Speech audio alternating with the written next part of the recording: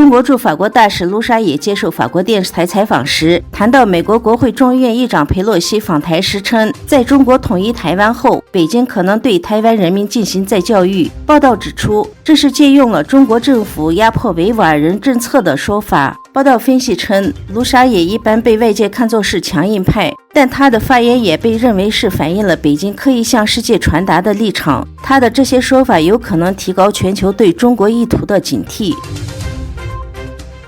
作为东突厥斯坦系统性种族灭绝的一部分，中共继续鼓励内地汉族迁移东突厥斯坦，并以各种借口将维吾尔人转移到内地各省市进行强迫劳动。根据报道，2022年，中国以西部地区志愿者的名义，在东突厥斯坦、西藏等地安置了3.7万名所谓汉族大专院校毕业生。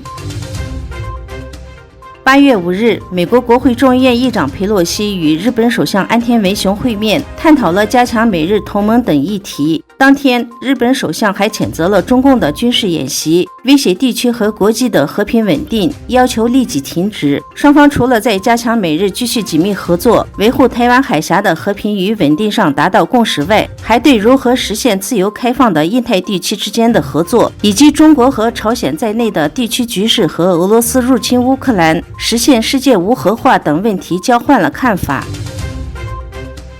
土耳其总统埃尔多安与俄罗斯总统普京举行了重要会晤之后，发表了联合声明。埃尔多安说，今夜将在伊迪利普实施停火，土耳其在此期间有权利对叙利亚政权发动的各种袭击给予全力反击。双方还强调了维护叙利亚的政治统一和领土完整的重要性。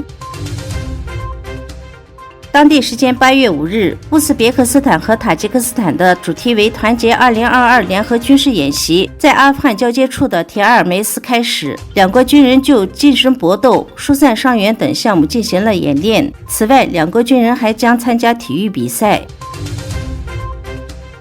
8月5日，以色列国防军出动战机对巴勒斯坦加沙地带多个目标发动了空袭。根据巴勒斯坦加沙地带卫生部的最新消息，以色列的军事行动造成了10人死亡、55人受伤，死者中包括一名5岁的儿童。